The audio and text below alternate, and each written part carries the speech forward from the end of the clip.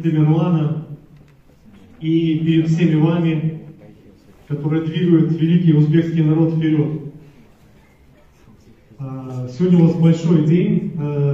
Вы сегодня практически до 7 вечера заняты активной мозговой активностью.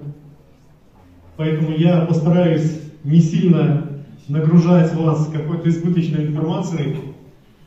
И вот после того, как я выразил большой респект и уважение вам, я хотел бы показать небольшую презентацию и рассказать о той роли, которую компания Huawei отводит науке, и какие есть возможности получить дополнительный опыт в рамках стажировки, либо работы в научно-исследовательских центрах компании Huawei. Так, позвольте расширить презентацию.